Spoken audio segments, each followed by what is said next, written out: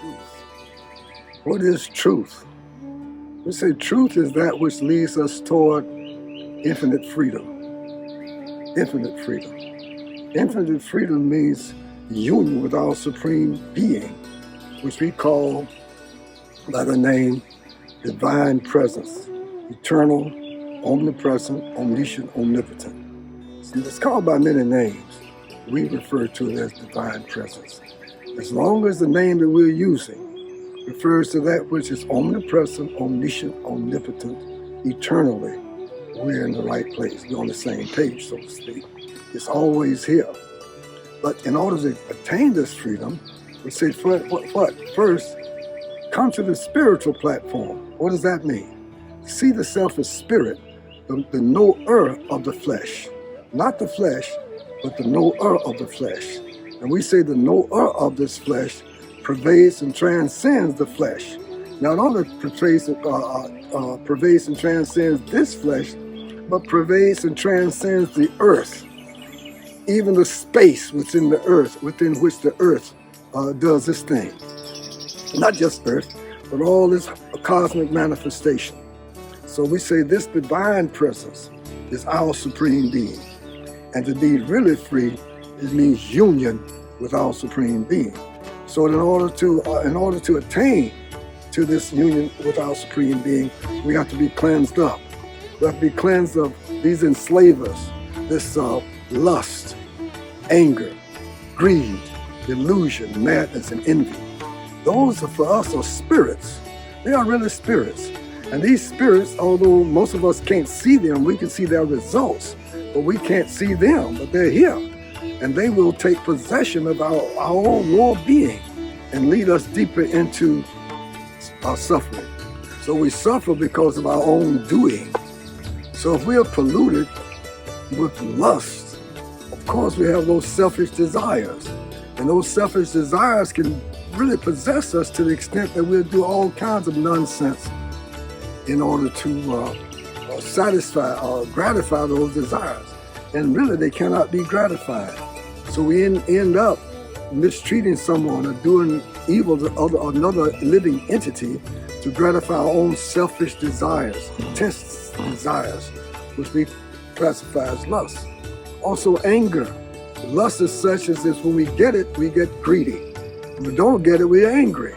So that anger, that lust and anger and greed can lead us into more suffering because we do dirty deeds, our sinful deeds. And we are victimized by our own doing. So we're responsible for our condition. Lust, anger, greed, illusion, madness, and envy can lead us into this. And as a result of this, we cannot be free. Free means we're free out in the universe. We're free. We're free with the air, with the crickets, with the birds, with the bees. We're free from any kind of stress and strain. There's no negative vibration on us. No negative frequencies. Everything is pure. Everything is free. Everything is one and beyond with the universe. We feel our oneness with the universe without stress, without strain, without any kind of suffering. We're really free. So freedom is another word really for infinite truth, infinite righteousness, infinite love, and infinite peace. That peace which is even beyond the sound of silence. This is the peace that we're speaking of. This truth, righteousness, love, and peace, this is our nature. Freedom is our real nature. Freedom to be free from any kind of stress and strain. Freedom, free to be at peace. That peace which is beyond the sound of silence. This is our natural state of being. And it can be reattained to the extent that we see the self as spirit. We're not the body with the soul with the body. Seeing the self as the knower of the body, the knower of the field of activities, the one who is never born and never dies. This is freedom. This is our nature. And this is the goal of our endeavors here, to reacquaint us, to reunite us with our supreme being, who we refer to as divine presence. And this knowledge of self was with us long before any other religions came into Africa. Before anything else came into India, we had this spirituality. And the beginning of the spirituality is to see the self as spirit, that we transcend the body. The real self pervades and transcends the body. Actually pervades and transcends the 5 material elements from which all these material bodies are made. We're spirit, we are eternal, and the goal of our life is reunion with our divine, eternal, infinite spirit, which we refer to as infinite, divine being, eternal.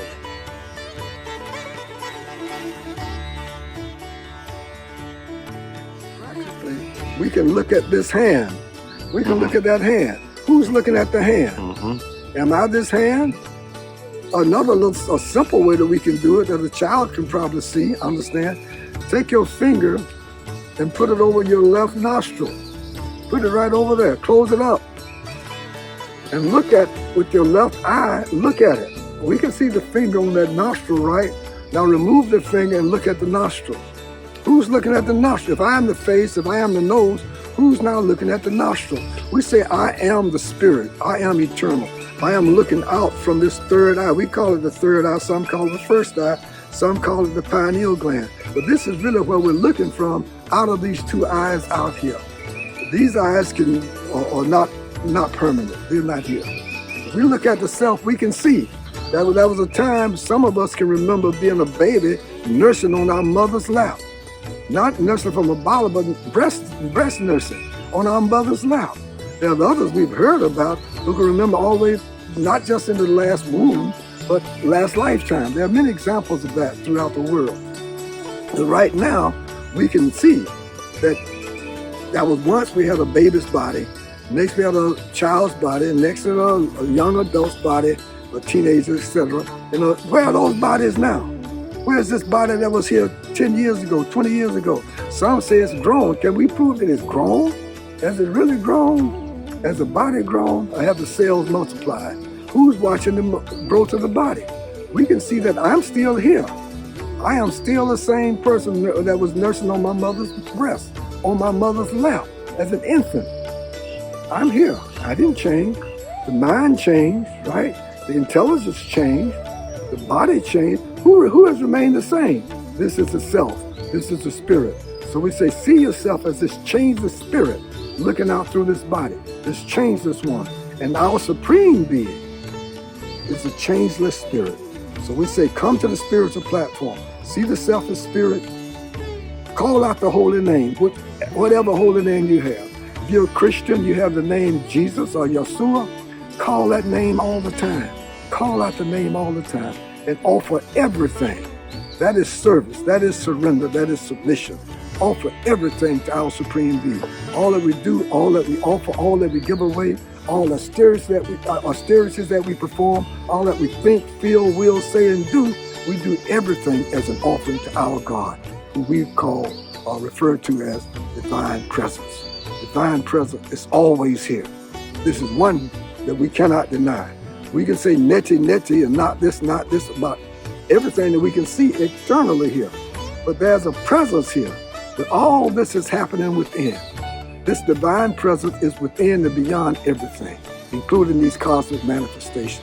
And this is the source of our endeavors. This is our supreme being, we call it divine presence. It is always here. And this thou art.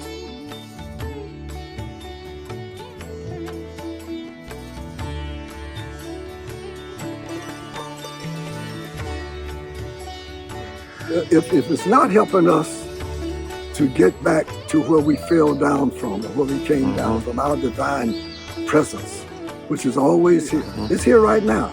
Our purification process is to unfold our divine nature, to wake up to where we've always been.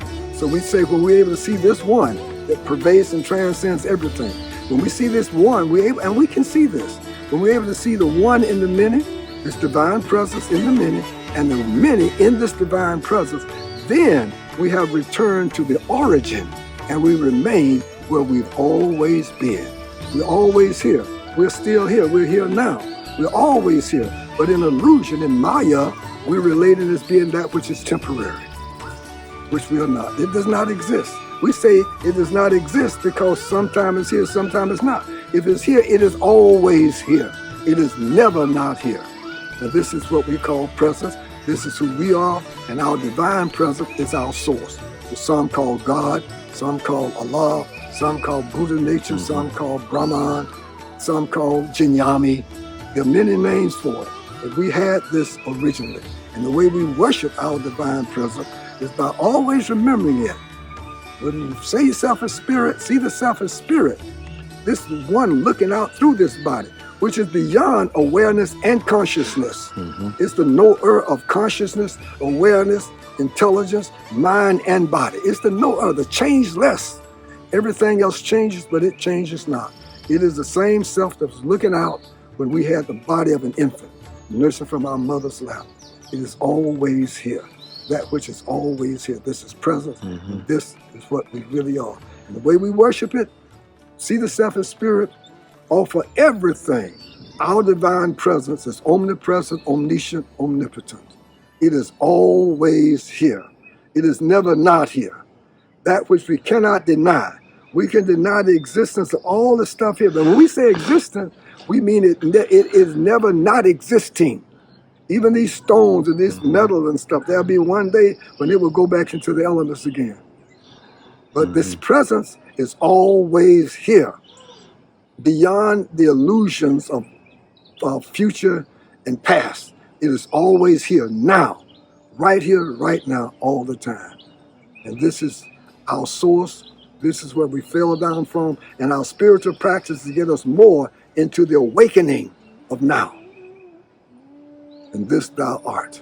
Om Tat Sat.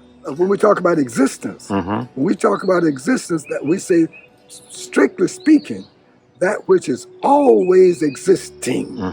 We can say neti about everything else because we can see that it might be around for 1,000 years, maybe thousands of years. But eventually, it will dissolve back into the elements again. Earth, water, fire, air. It will dissolve back in the elements again. But this presence, this nowness will still be here. So we enter the kingdom of God from here, right now. This is how we move into it. And the way we move into it or awaken to it is by offering everything, calling out the holy name, and seeing the self as this which is eternal, the spirit, which is always here, cannot be denied. This we cannot be denied. We cannot deny. It cannot be denied. It is always now. It is always here. And this thou art.